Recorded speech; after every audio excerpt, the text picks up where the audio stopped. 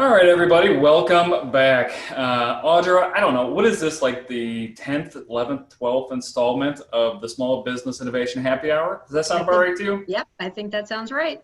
All right. Well, we started these back in mid-March with a focus on talking to small businesses, seeing how they were operating during the COVID-19 pandemic, which is still going on.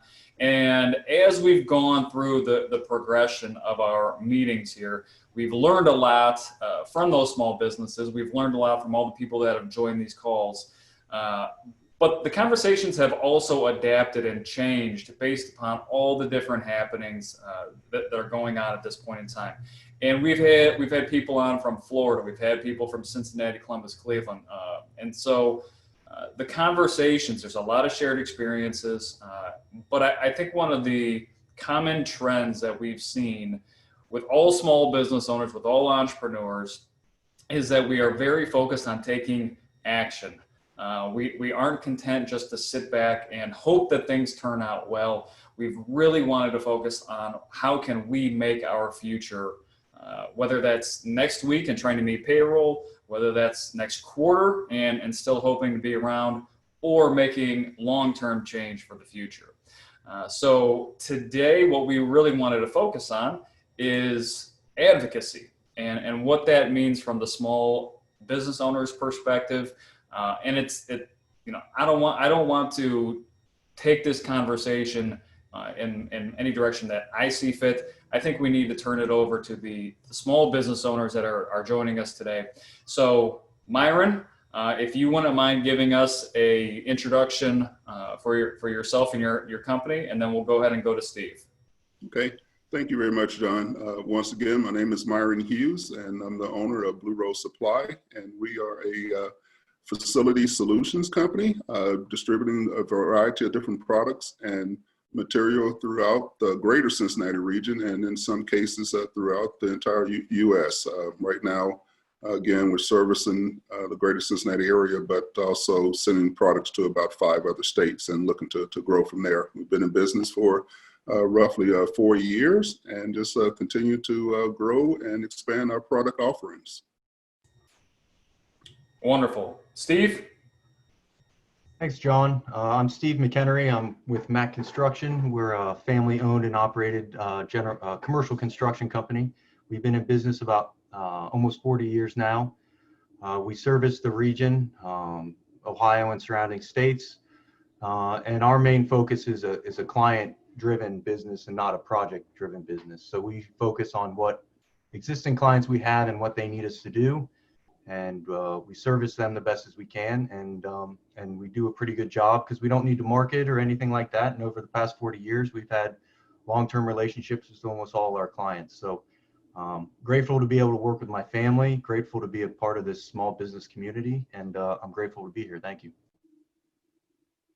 Wonderful. And in the spirit of not directing the conversation down any one given path, I'll just put the question to both of you first is, could you just define what advocacy means for Myron? Could you define what advocacy means for Steve? Yeah, from my point of view is trying to persuade various people or individuals to move in a certain direction in order to benefit the masses or a particular institution. So it's all about, for me, is how do you network, but also too, how do you drive conversation? Having worked for chambers of commerce in a variety of different cities, it's always been important to speak on behalf of the small business and to try to benefit and grow your community. Yeah, and I'll just, kind of ride the coattails of Myron there and agree with what he just said. For me, advocacy is just fighting for not only what I believe in, but what is in the best interest of our clients, our communities, and our partners. And so we try to do that, and I feel like we do a great job of that. And so it's just being there and using our experience and expertise at helping people navigate not only professionally, but personally as well. So that's how I see advocacy. Okay, so based on what both of you said, I want to take this in a different direction. And Myron, you said persuade movement in any given direction and to help grow your community. Let's just start from the small business perspective. How do you determine what to be involved in when it comes to advocacy? What are the criteria of a situation that says, yes, I have to take action, I have to help because of A, B, and C? Well, from my perspective, again, having spent time in a variety of different chambers of commerce, it's always about how do you add jobs, how do you grow your community from the standpoint where it's helping individuals, it's growing the tax base overall. I believe that having a very safe community or having a safe community, it means you'll have more people working, more people contributing back to the community via taxes and other ways that they spend money in the community to help it grow. So trying to sit down and collectively talking with people and trying to determine how do you come up with just one voice. Again, having a Chamber of Commerce background, you talk to your members and you go and speak out to government officials, not only locally, but on the federal level to continue to drive the tax base and again, continue to drive job growth. So basically it's sitting down and hopefully having a collective voice speaking and focusing in one direction. Okay, so I want to keep pushing you on this, Myron. The answer you gave felt very economic driven, right? What's important from an economic perspective? Could you give us an example when it comes to your previous chamber work or your work on Blue Rose now that was very specific from an economic perspective? Well, based on your question, yes, it was all about economic development and trying to continue to push again, job growth, push investment growth in the community. And so therefore having that background, it was all about, again, creating jobs. And the way you went about doing that is attracting new business, but most of all, how do you help to grow and retain the companies that were already there? And so having the company that I have right now, for me, it was all about the networking and trying to be a part of a community, to be a part of helping the community grow by creating jobs.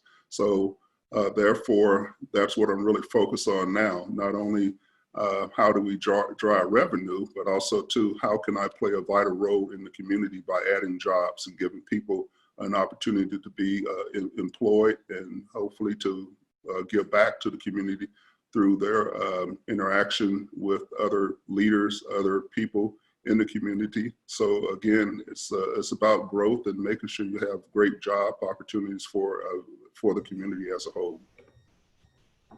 Steve, let's go to you now. I saw you nodding your head, and I assume agreeing with a lot of what Myron said there. When it comes to Mac Construction, how does advocacy play in to say, yes, we have to do X for our clients, or yes, we have to do Y for the community?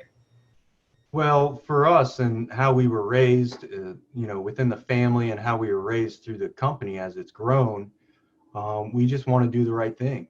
I mean, I want to be able to sleep at night. I want to be able to say that I fought as hard as I could for my clients to get them what they needed or wanted, so I can go home at night and feel like I've done a good job. And not only a good job, but an honest job. And that's what I think, Myron focused on the economics of it. And I agree wholeheartedly. For us, for our clients, we want to be culturally aligned with them. We want to be kind of going in the same direction. That's how we find our clients. It's like finding a friendship. It's like getting to know each other, getting comfortable, and then understanding and trusting that we're going to work together and we're not going to try to get over on one another just for a buck. And they see that in my action as I fight for them and I go to job sites with them or potential office spaces or restaurants, and I walk with them and I try to advocate for them against a landlord, or if it's a developer, I try to advocate for them on what are the potential pitfalls of this construction project. And using my expertise and what I've seen, not only in contract negotiations, but lease agreements to help people navigate that. That's my job. My job is not to win projects. My job is to make people successful. And if I'm successful in that process, then that's great. But, you know, I had this project where we worked like front to back from budget on a napkin to all the way to being finished. And it was George's Diner up on Linworth Avenue. And I swear when he opened, the smile on his face, I wouldn't even have cared if I made money, because just seeing that partnership and that collaboration and how much we helped him along the way and he helped us, it was incredible. I mean, that feeling, no amount of money can replace that kind of a feeling. So that makes me want to try that much harder to fight for my, not only what I believe in personally, but professionally, what we believe is the right thing to do. I think that's a great example that you had, Steve. I mean, I think when you talk about community and building the community, I think both of you have such great insights into doing that. Myron, I'm going to pivot a little bit over to you and talk about, maybe you can share your experience when, I know when we were working together in the Goldman Sachs program in early April, when all of the pandemic started to hit, and given your type of business in the supplies field, there was some limit of supplies, you know, throughout the country. And maybe you can share a little bit about some of the advocacy work that you did where that was concerned. Yes, being in the supply business, basically we're a distribution company, and have an opportunity to try to sell things that you don't have what's a major challenge. People were looking for hand sanitizer, looking for toilet tissue, they were looking for various types of disinfectant, and we don't manufacture any of that. Then where we used to get those particular items very easily, and all of a sudden my manufacturer's telling me that there's a limit on it, and that has caused me a lot of frustration, because I didn't know why all of a sudden everything was being allocated. Where I used to get 100 cases of something, now all of a sudden I'm being told you can only have 10. And with the types of opportunities for our customers, was very frustrating. So what I did, and this is just through training that I've had by working through the Chambers of Commerce, is I started calling my elected officials from a state level to a federal level. But I would have to say it was kind of easy to do that because of the relationships that I have already established with people and having that networking opportunity. So it wasn't cold calls, but really calling upon the elected officials to try to help me to navigate the situation in order to get supplies and get things that I could sell to individuals. So knocking on those doors of the elected officials, I would say that none of them were actually able to assist and to help, but they do know who I am a lot more, know my business a lot more than what they used to. But it's just about picking up the telephone and calling and making those contacts. But now, over the past 3 months, they are starting to call me to ask what can they do to help going forward. Because I would say we will be going through a second wave of this, but at least right now I'm well stocked, and literally people now are calling me throughout the country asking if they can have product. And so now I have ample supply of things that we can get out to people in a moment's notice. I think that's powerful to show how, Myron, that you were able to, you know, really make those connections with the elected officials. I think that sometimes our small businesses find that daunting, maybe a little daunting to do. And it's great to hear how it really helped you from your perspective. Well, from my standpoint, it was a lot of fun having a fundraising background, or as I like to say, I was a professional beggar. So therefore, it's not hard to pick up the phone and making a phone call. Sometimes you're going to get a no, but to me that no means call me back later. So how do you continue just to push the envelope? Yeah, great perspective. How about you, Steve? Yeah, I think it's important for small businesses to advocate for themselves with elected officials and city governments. We just ran into a situation a couple weeks back where a company had bought a building next door to us and wanted to build this big monstrosity. Um, and it just didn't look like it was going to work, in our opinion. So we jumped on the city council call and we advocated for ourselves. We stated our point. We fought that we didn't think this was the right fit for the city, for our area. There was a lot of stormwater concerns, parking concerns, and it was really powerful to see. There was a group of us, there was like 3 businesses that wanted the proposal tabled, and we got it tabled. And I think I never realized that you don't think you have that power because you think you're just a small business. But I think if you stand up and speak for what you believe is right and what you believe is fair, and also it helps having a community behind you or with you, I think it's really powerful, the changes that you can create within your community. And even if it's just your local community, like the city that you work in, but then you can expand that to maybe a larger reach with the right people within that city government. So, everybody hears government and it's like kind of a negative thing, but I think there's a lot of people in government that want to help. You just have to find them and be willing to fight for yourself and for your community. So that's what I've experienced lately. And So- Steve, go ahead. So I just wanted to peel another layer off of that, Steve. You said fighting for what you believe is right. So let's go back to that example of the monstrosity right next door to you. I'm sure that the people who wanted to build that monstrosity thought that was right. So how do you come into a situation where you have to present to a city council or a zoning board or whatever it might be? How do you determine what is right for Steve, or what is right for a client, or what is right for Mac Construction?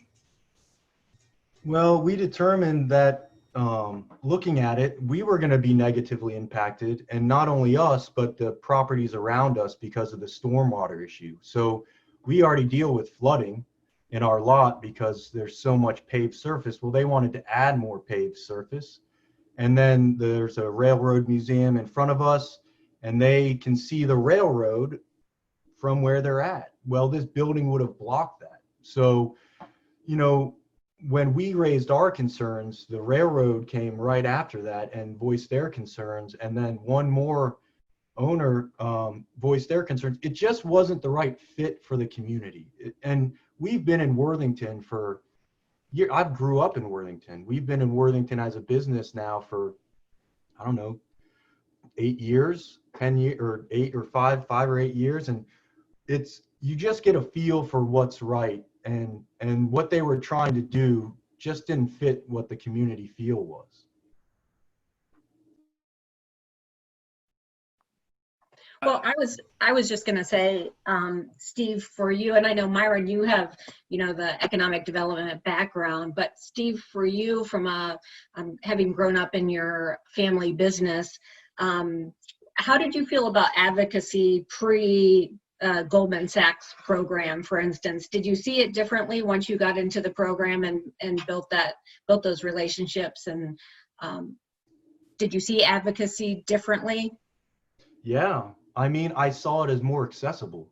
I never really realized the access you have as a small business to elected officials and that they actually cared.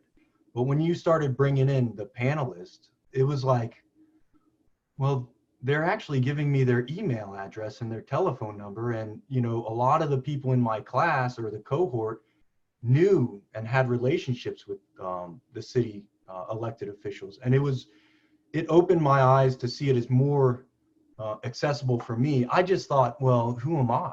I'm just a small business. I just got to go along and, focus on my business and not worry about, hopefully nothing happens to me.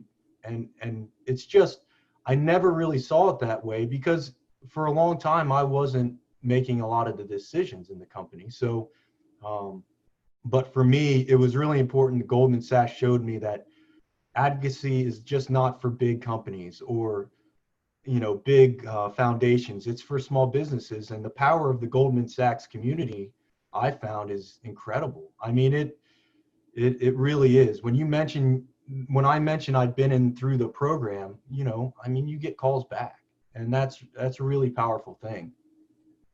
If I may add to that, I would say attaching yourself to a larger group helps out tremendously, because as Steve kind of mentioned, doing it alone from time to time might not be the best for everyone. So if you become a part of the Goldman Sachs cohort, or become a member of the chamber, and step up and do that, I think it's money well spent. I've worked for the chamber in Cincinnati, St. Louis, Memphis, and Tampa. So you can see I'm a big advocate for that. But overall, being a part of something else where like-minded people can get together and talk about things, I think is very crucial. Hey, Myron, do you have any overwhelming success stories from your chamber work where you had a group of small businesses come in and you were able to make meaningful, impactful change? I wouldn't say on this as far as small business, but being able to attract businesses to the Cincinnati region is where I pretty much worked a lot on. So from the standpoint of bringing in new jobs is where most of my success was. And working with city council members, working with state officials to put together the right incentive package. And for small businesses, Steve talked about if he hadn't blocked the other company, they would have to go out to talk about TIF money, tax increment financing, in order to get the school boards and get tax dollars reallocated in order for the community to create jobs. So that's where most of my success has been in terms of growing the community through job creation and new investment. So Steve, I want to come back to you here. You mentioned a diner, right? That you had done some work for, and you had seen some wins. What are some of the common trends or shared experiences that you've been able to help your clients with when it comes to problems that they face, or ways that you can help them overcome those hurdles? Well, the more and more we become involved with smaller businesses, the more and more we can be helpful on the front end, like with lease negotiations, what they need in the space, if they're getting a fair deal or not, what does it look like, what is the landlord giving them? And then as we work through the process, we can work with the architect and engineers to develop a plan that is the most cost-effective plan, and working closely with the client or partner at getting the finishes they want. It's just, the sooner we get involved, the more power that we give to our clients, because we give them all of our expertise. And then they know the questions to ask. When they're negotiating a lease, they're like, okay, like we helped a smaller client who's looking to kind of build their business, we help them write a standard work letter. And so that gives them power in negotiations. When they first go to this place, they say, okay, well, if you even want us to negotiate, here are our terms. And so that really gives, that gives our clients the power to negotiate fair terms and adequate work prior to being on site. But we've had to learn that through lumps, man. I've taken some lumps, and it's like, I sometimes think the best of people, and I've seen the worst of people. And it doesn't, so I've found that we have to protect ourselves and our clients a lot more than I feel like we used to. Steve, it sounds like this is a marketing or a value add for you. I mean, the way you present it, right? Like you said, you don't want to work on projects, you want to work with clients. Yeah. Well, everything that you said about advocacy has a marketing twist to it. Would that be appropriate to say? Yeah, I think on the business side of things, yes. When I advocate for my clients, and yes, I'm advocating that we are going to help them and we bring value, and that's how we differentiate ourselves from the competition. And that's always what we're trying to do, because anybody can build anything, right? I mean, there's 20 people in Columbus that could probably build the same thing that I can build, but it's the way we communicate, the way we treat our clients, and the way we care, I believe, and want to do the right thing that separates us. So yeah, when we talk about advocacy as a business sense, I am talking about it more like a marketing or benefit piece. Let's switch over a little bit to advocacy from a personal perspective. So question to both of you, what's your advocacy look like on a personal level? And then how does that, does that dovetail with business at all? And how does that work for you? Well, from my standpoint, it's all about how do you continue to network and just being out in the general public and being involved in as many things as you possibly can. And so I'm constantly trying to build relationships, which I actually truly love the business development of my business, being able to talk with as many people as I possibly can, regardless of who they are. Just earlier this week, I was on the phone with the Department of Commerce, talking with them about ways that they could help me. But again, it's all about the networking standpoint, and hopefully some of that will move into business opportunity from a federal level.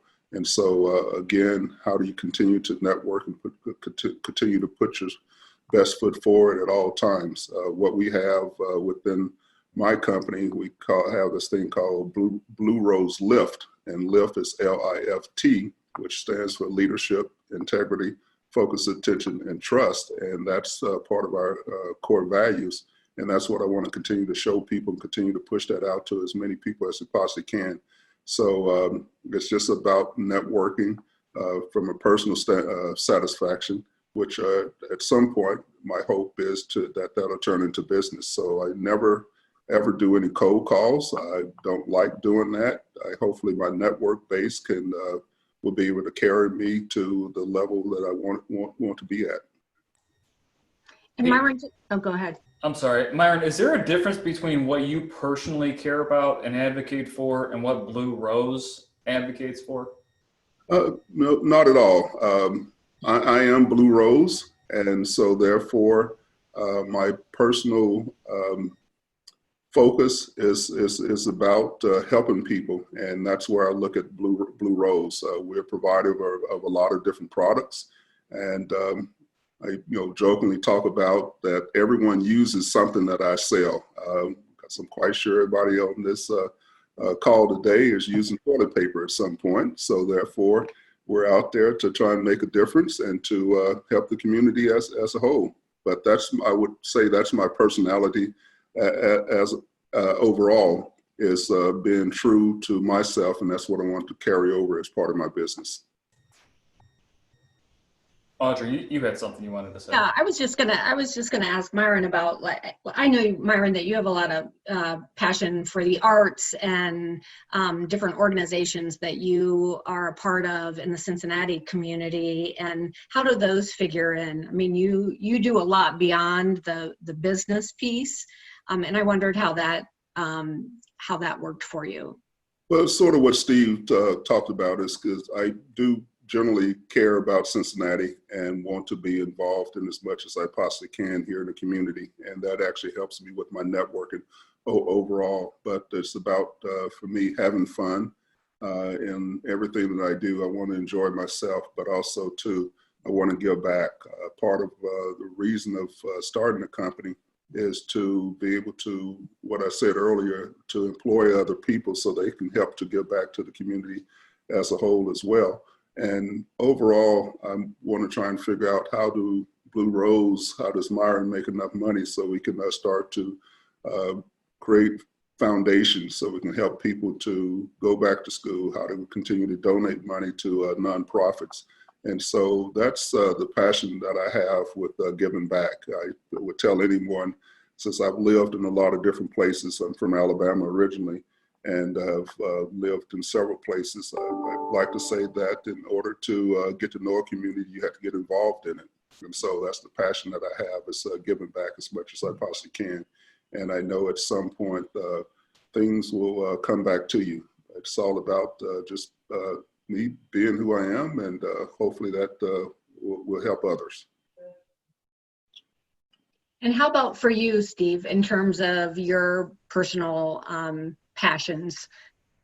Yeah, I mean, for being a family-owned business, like Myron said, we are, as a family, Mac Construction. And so, what our beliefs and our passions kind of allow us to work through the company to help the community, not only, personally, but professionally. Like Myron said, getting your name out there, help supporting causes, being sponsors to organizations that you have passion about, gets your name out there. For me, there's foundations that we have the opportunity to work with. Run the Race Foundation down in the Hilltop. Rachel Muha is a wonderful lady. She built a after-school program down in the Hilltop for underprivileged youths. Her son was murdered and kidnapped and murdered. And what she took from that event was that the kids that did it, they just didn't have enough love. And so that's what she wants to do. And so when you meet people like that, when I meet people like that, I'm willing to fight as hard as I can for them. So we do a lot of work with her foundation. We donate, we give time. Every time I talk to her, I want to cry because she's such an amazing person that is so giving. That's one of the causes we support Mary Haven. I've been in recovery for about 12 years now. And so at one point in my life, I was living in my car. And so I have the opportunity now to affect change. And we do that through support of foundations in Columbus. And I speak, before COVID, I would speak down at the detox wing down at the South High Street Mary Haven facility. And, just sharing the experience, strength, and hope with people, to let them know that there is a way out, that there's hope, to fight for them, to fight, have them believe enough in themselves that they can fight for themselves. That's really important to me. We sponsor the Crossroads in Antigua because that's where I'm alumni from. That's where I went to treatment. There's a foundation now called Turn Up for Recovery. My sister started it. So we advocate for that. I think you guys have probably seen it on LinkedIn. I share those posts, and it's just trying to build that foundation to help people be successful in life. Not only like in the Hilltop area, Rachel builds people up with love and support. And that's what we want to do with our company, because that's the thing is, like, I feel as our company grows, we have this, our sphere of influence is increasing, and we have this opportunity to make such an impact that can last way longer than any building we put up. And that's like the focus.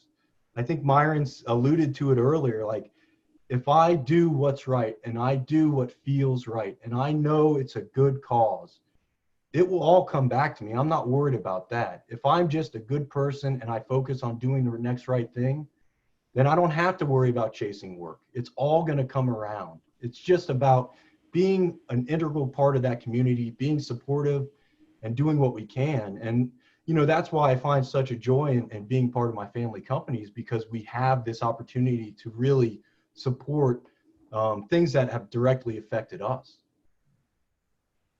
And I know one of the things that John mentioned is, having the advocacy piece as a part of the marketing. But I think what's pretty clear from the two of you is that you can't just say that you're going to advocate for your clients, or you're going to advocate for your community or your cause. I mean, it's clearly you see a huge difference between people who say it and then people who live it. And maybe you guys can speak to that a little bit. I see both of you as people who really live that perspective versus say that perspective. Well, I've always been taught to give back, and much as I can help others, and that's what my overall focus.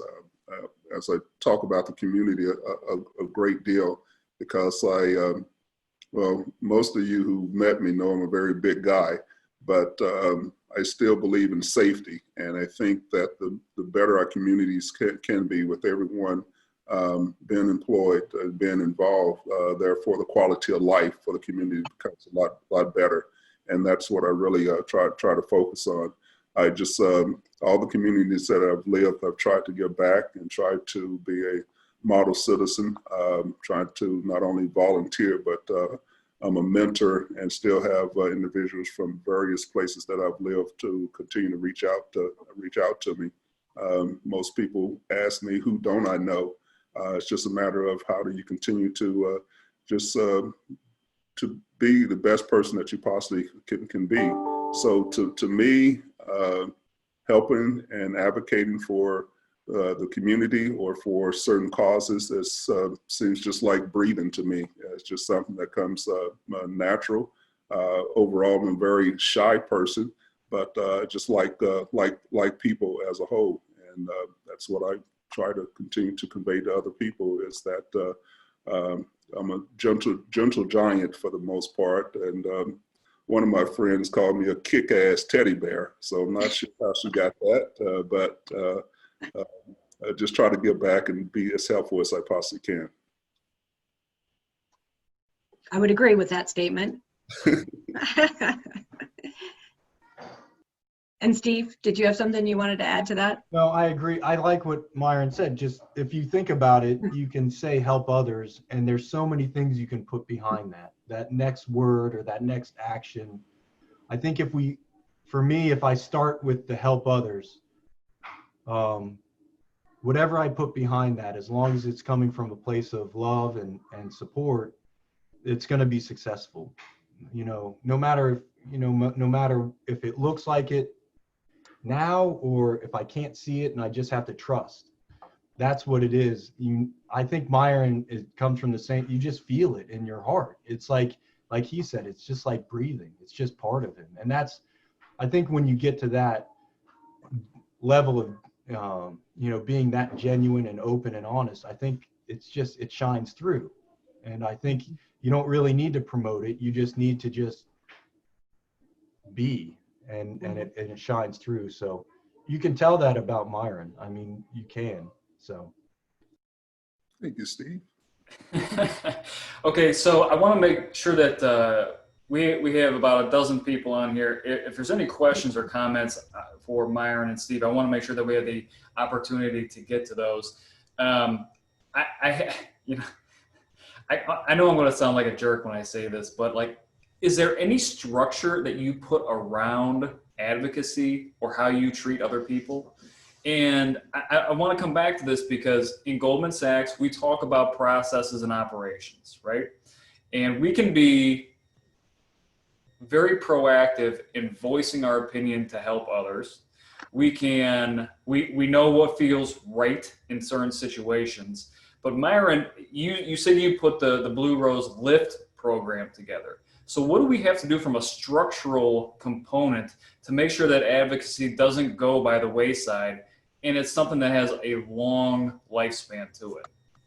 I think overall it's power in numbers. And I think having this to continue to be a part of Goldman Sachs' focus, the more people that we can have involved, as you know, our elected officials, they're counting votes. And so therefore, how do we make and continue to make sure as many people are part of the overall focus and overall program? Everyone doesn't have to speak, but if we can show the power that we have in the numbers overall, and that can really start to push things. I guess that's the reason I talk about the chamber so much, is because of the membership base, and majority of the people start to believe in one thing, and will continue to rally behind certain issues and certain matters. So it's part of what Goldman is doing, is how do we continue to build that number of people rallying behind a certain issue.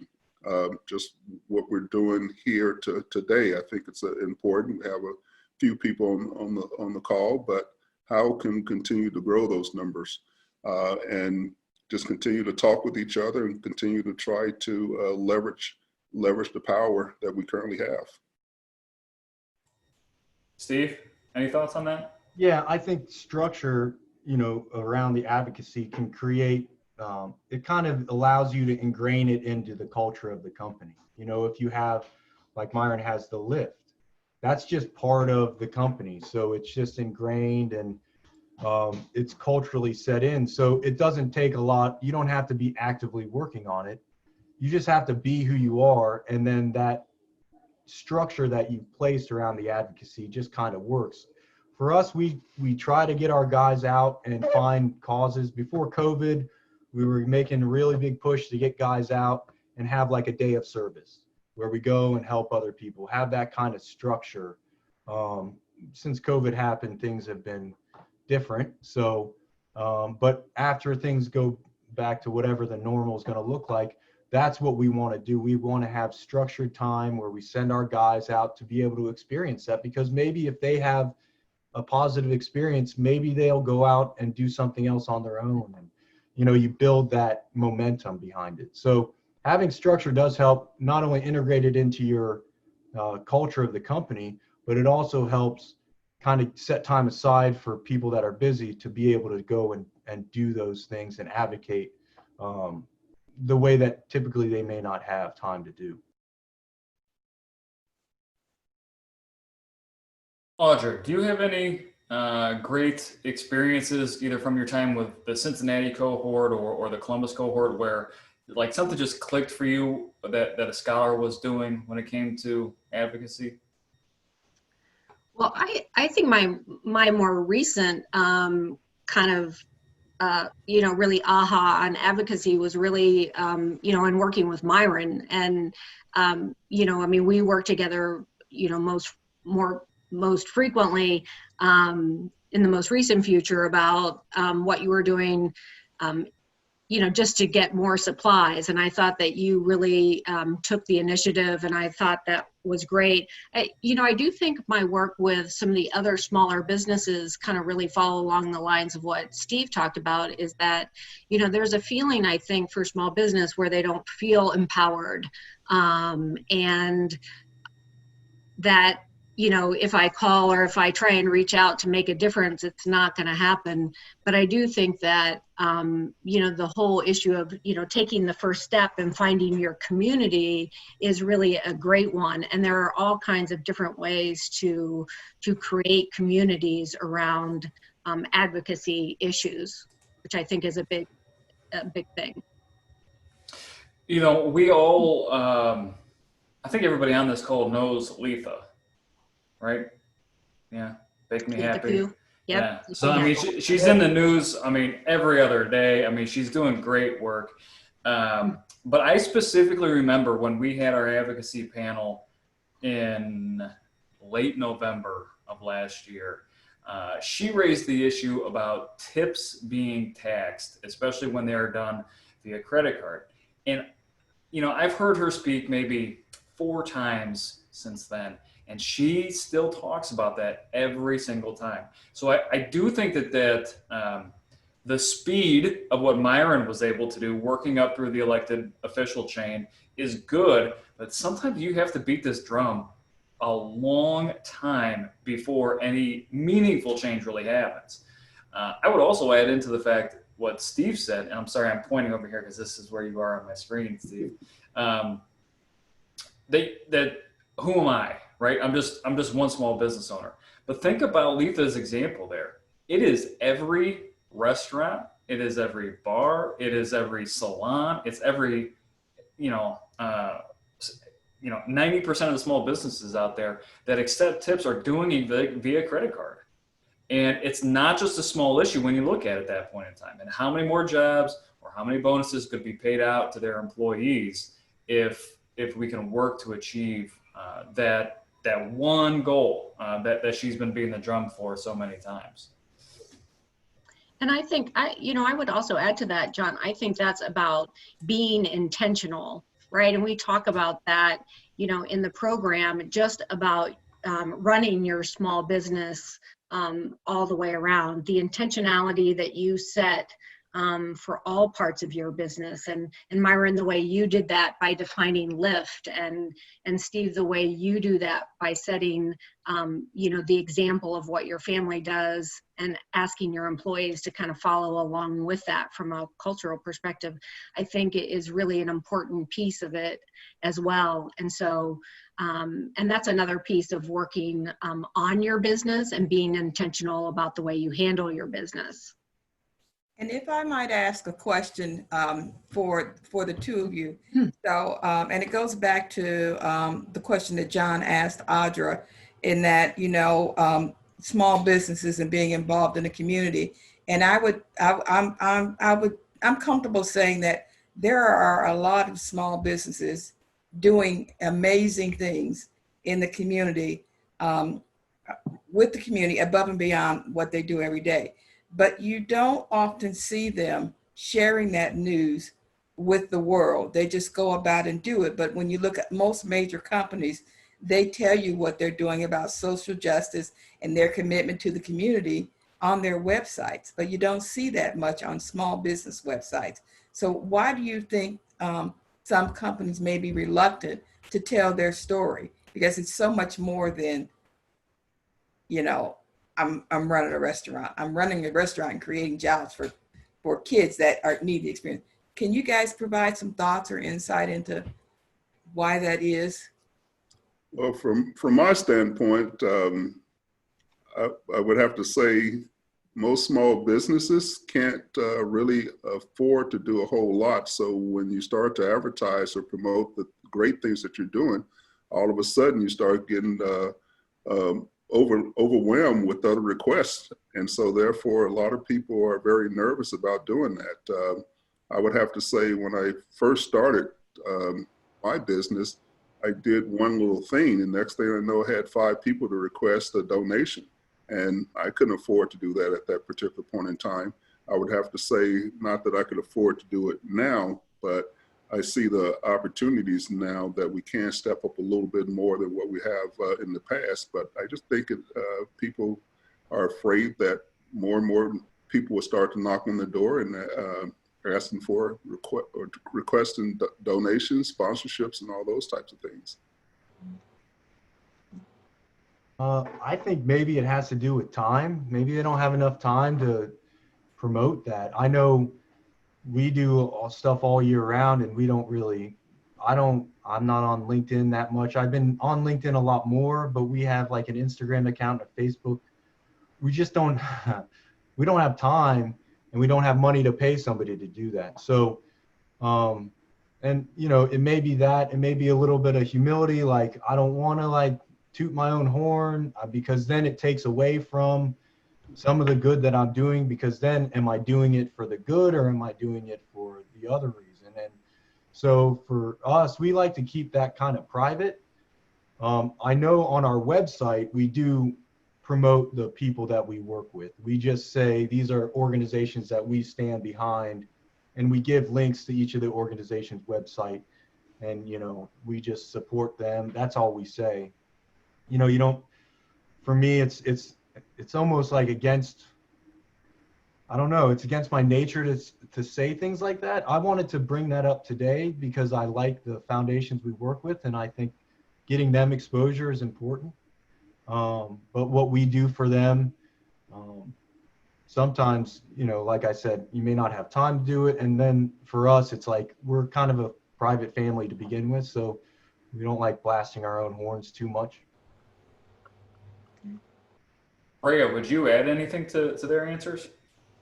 No, I think those are all valid reasons why small businesses might not want to tell their story. But at the same time, I think that takes away from the larger picture of understanding the value that small businesses bring to our economy, our communities, and the people that live in them. And so that was part of, I understand why, but there's that double-edged sword, because I do believe that small business is the backbone of the economy. I believe that that's what drives us. And I believe that if there were no small businesses, there would be no economy. But at the same time, I understand, you're right, Myron. People will say, oh, you give to them. So, everybody wants a call and they want something. But again, I think there's 2 sides to the story. No, that's a great point. I like that point. I never really thought about it, but maybe just posting it from just an exposure standpoint, so other small businesses see that, you know, maybe it's okay to do that, and to show the power in numbers, you know, because it's like a thousand little things. When those little things are so focused compared to one big thing that a big corporation does, they're so much more impactful. And usually closer to the ground. Yes, exactly. Mhm. Yeah, no, I like that point. Thank you.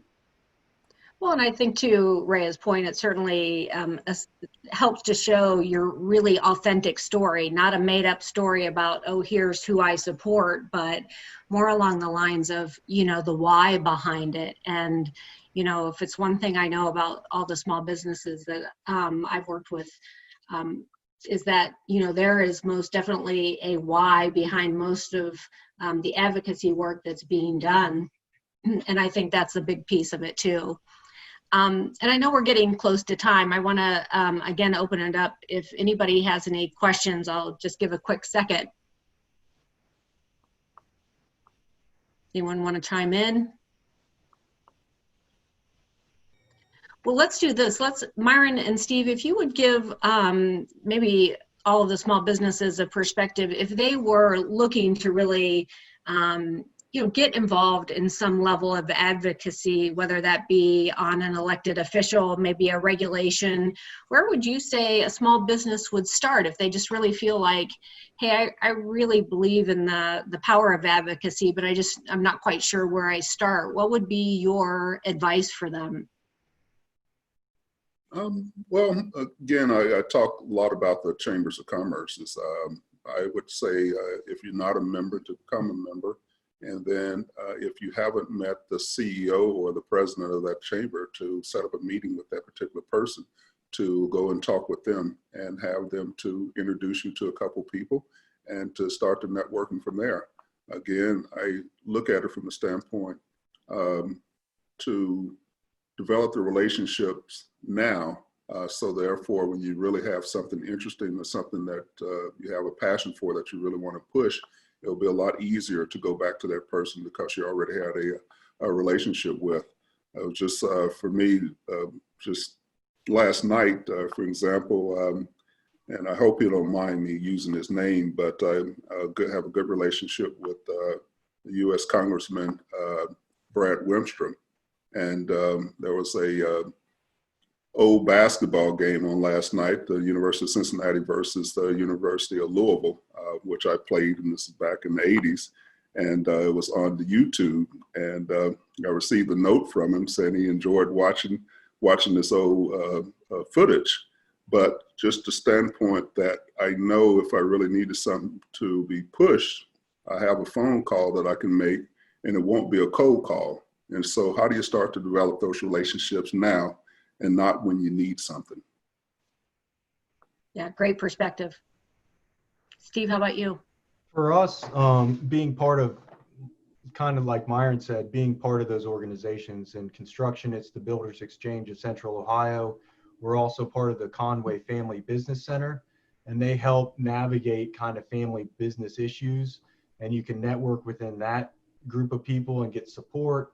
The Builders Exchange, you can get support, and they have, you know, foundations they support, and they have, I mean, the resources from a large group, like Goldman Sachs, the program, the 10,000 Small Business Program, that was, I mean, I still talk to a lot of the people within that group, and then Goldman Sachs also offers you that larger network of the national alumni.